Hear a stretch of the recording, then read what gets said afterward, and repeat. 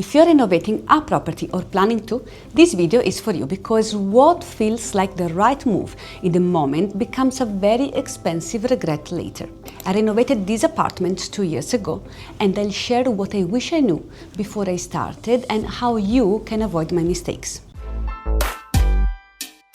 I really believe that 2 years later is when you start to see a renovation properly, because it's only with some distance that you can stop looking at a project through stress and urgency and start looking at it through outcomes. Not when everything is freshly painted and you're trying to convince yourself that it all went according to plan. And not when the excitement of the transformation is still carrying you through the little issues, but much later when you're emotionally detached enough to see the consequences of your choices much more clearly.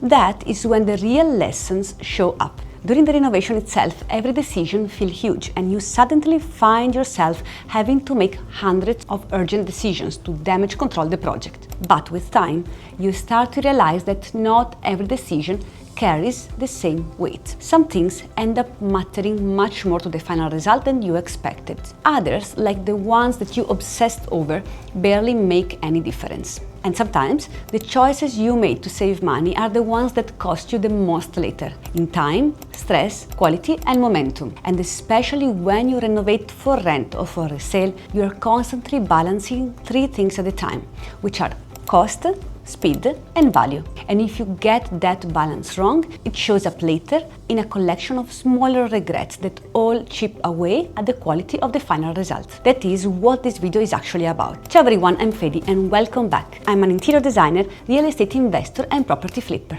I've learned how to make every renovation choice count, from design, cost and ROI all at once. If you're flipping smart instead of guessing, you are in the right place. So if that sounds like the kind of approach you want, stay with me. Now, let's get into the regrets, and I'll be honest, some of these were painful lessons. Number 1 was appointing the cheapest contractor.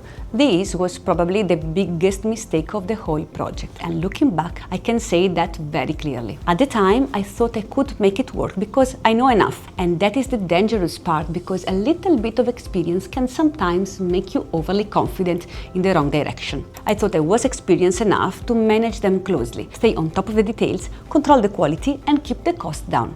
Big mistake. What I underestimated was how much damage the wrong contractor can do, not only to quality but to momentum, energy, decision making and overall risk. A cheap contractor is not cheap if they do not show up on site for days and slow the whole job down. They are not cheap if they create mistakes, if you have to supervise every move, or if you end up removing them halfway through and bringing someone else in. And that is exactly what happened. I ended up kicking them out halfway through, and honestly, it almost turned into a legal case. Thankfully, I had already requested quotes from other 2 contractors at the start, so I was not completely cornered and I had another option ready enough to step in and continue. That alone saved me, but still, the disruption, the stress and the lost time and money were enormous. And the real lesson here is that, as an investor, your contractor is not just a supplier.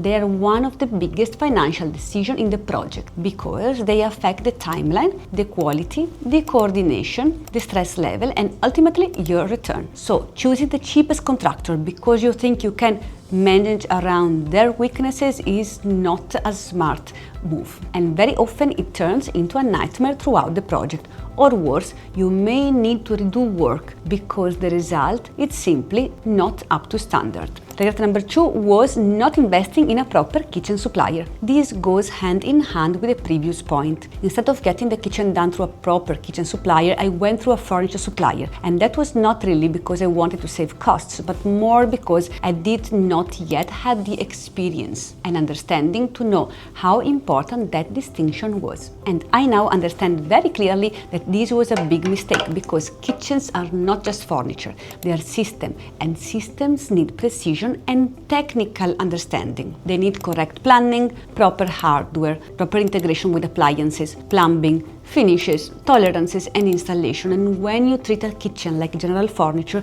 you often end up with a result that is simply not at the same level, even if it looks acceptable at first. From an investor perspective, the kitchen is one of the biggest value drivers in a property, and it does not need to be extravagant, but it absolutely needs to feel Right, this was a wrong move, and honestly it came from inexperience. Next pain point was making decisions too quickly just to keep the project moving. This one is so common, and I think almost every renovator does this at some point, because renovation has a way of pushing you into urgency. You get tired, the site is waiting, the contractor wants answers, a supplier needs confirmation, something is delayed, something else is late, and so on. And suddenly the question is no longer what is the best decision. The question becomes, what can I approve right now so this doesn't hold up the full site? I had moments like that. I remember having to choose all the sanitary ware and water fixture in about 30 minutes from a brochure instead of taking the time to go to one or more showrooms, compare properly, negotiate prices, and physically check the product myself. And this is where bad decisions start sneaking in. Not necessarily disastrous decisions, but less intentional ones. And less intentional usually means lower quality over time. If I did it again, I would create decision categories and timelines from the start, so that sanitary ware comes first, then kitchen, then tiles and flooring, then lighting, paint, and all of that happens in a much more structured way. Because when decisions are made under pressure, your standards drop, even if you think they are not. 4. Replacing partially instead of fully in some areas. This is a painful one because it comes from trying to be efficient, and that is why it feels so reasonable in the moment. For example, I decided to paint the doors instead of replacing them. And on paper, I could justify it because the existing doors were expensive, they were really solid and well made.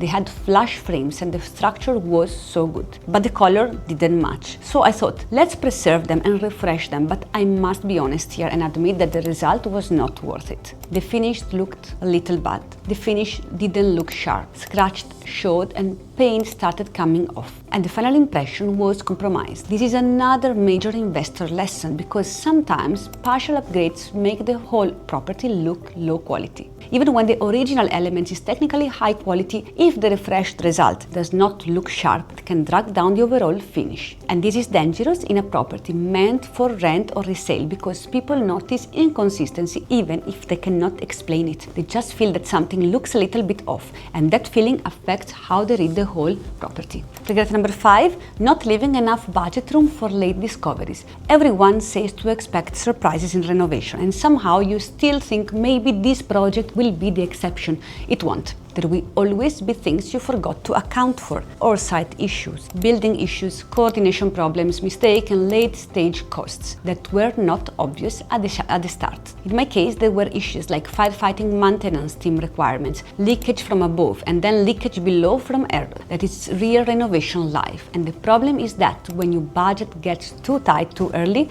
you do not just feel stressed. You start making lower quality decisions. You compromise where you shouldn't, and at some point you stop thinking clearly and just want to finish. And this is exactly where regret starts creeping in. And this is not because you overspent wildly, but because you ran out of flexibility too early. What actually worked? Not everything was a mistake. There were some decisions that absolutely held up, and I think they're worth talking about because they taught me what actually creates value in this kind of renovation, especially when you're approaching it from an investor perspective. The first big win was improving function, not just appearance. A lot of people focus very heavily on the visual transformation, and yes, it matters because people need to feel that property has been upgraded. But what really adds long-term value is function, and that is where some of the smartest decisions often happen. In my case, some of the best improvements were not the flashiest ones, such as turning a low counter with 2 stools into a proper dining counter with 4 stools made the space more usable. And because there wasn't room for a dining table, that one change mattered far more than it might sound on paper. It made the property function better for a real life. It allows people to actually sit facing each other and have dinner, and it made the layout feel intentional instead of compromised. Another decision that really held up was relocating the washing machine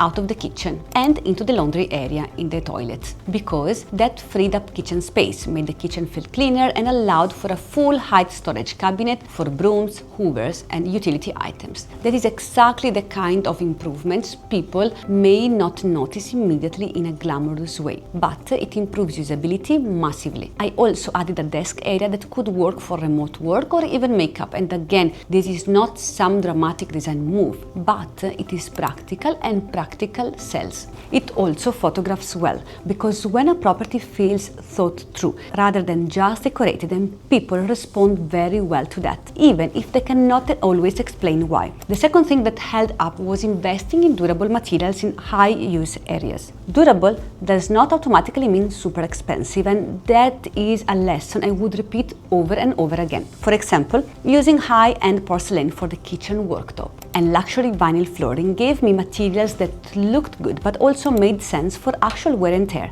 and that matters so much more than people sometimes realize. And this matters a lot, because you're not only renovating only for the one and for the photographs. You are renovating for use, abuse, cleaning, tenants, viewings, time, repetition. Therefore, durability matters, and if you want to keep doing this long term, your reputation matters too. You want your work hold up and still look good later. And the third thing that held up was sticking closer to timeless and practical choices rather than trendy ones, because trends are always tempting during a renovation. You see something bold, current, very designer, and you think that this is what is going to create the wow factor, and maybe in the moment it does. But 2 years later, the choices that still feel right are usually the simple ones, the cleaner ones, and the more classic ones. You want a property to appeal to the highest number of people, you want it to age well visually, and you want it to still feel relevant after the initial excitement wears off. So, in a nutshell, what generally worked was function, durability, broad appeal, and useful upgrades that made everyday life easier. 2 years later, I can clearly see which decisions genuinely created value